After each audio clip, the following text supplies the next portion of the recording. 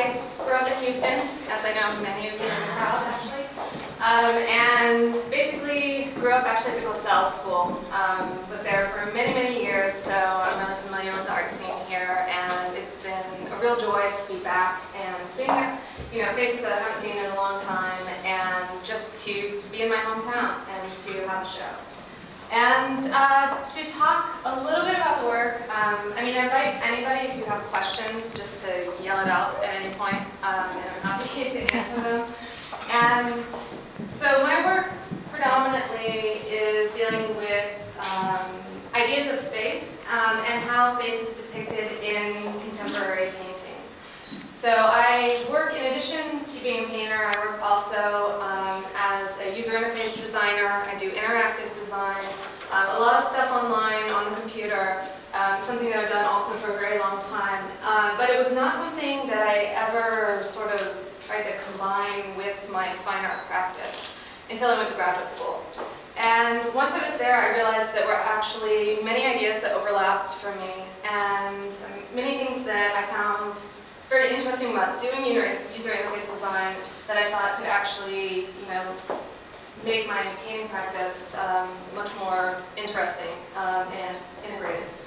And one of those was the idea of how we actually interact in spaces that don't physically exist. So, in terms of being on the computer, that might be in a chat room, it might be on Facebook, it might be in some sort of email conversation with people. As a UI designer, it's something that you consider and think about.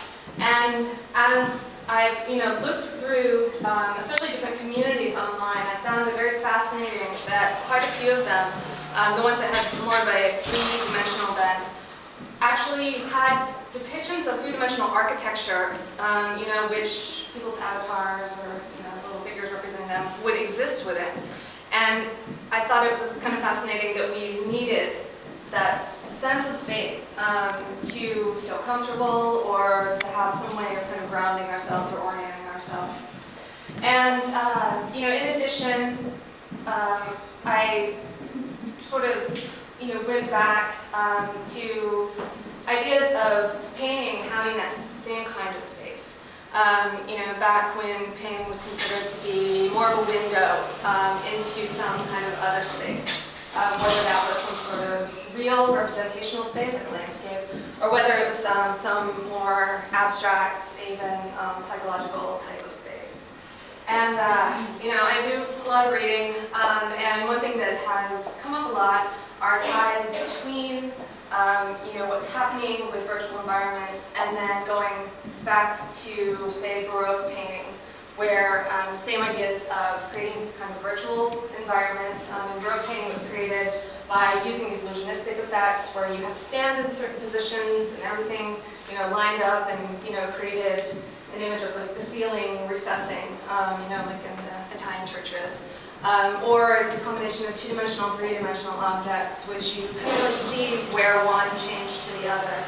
And those same kind of early special effects, that idea of theatricality, have all been things that were interesting to me. So, sort of bring it to this work specifically. When I was thinking about how to even work with these ideas, I wanted to pick a language that I thought was fairly simple and easy for people to understand. So I started using drawings of these 3D chat spaces. I also used architectural plans and drawings of other non-spaces in the real world. So things like airports, train stations, places that exist where the museums don't exist at the same time. And I actually started drawing these out, and because they're architectural drawings, they have a very strong grid component, which is something I think that people see and they're able to interpret as 3D space, or represent 3D space. It's something we're very used to. You see a drawing with a gridded floor and you're like, okay, that's in perspective, that looks like it has some sort of space. So I stuck with architectural plans, especially that sort of tended in that direction, because I thought it would be the easiest thing to get these ideas across. So I trace these floor plans in the computer. I then layer them together and actually use the computer program to continue to twist them into bigger three-dimensional forms.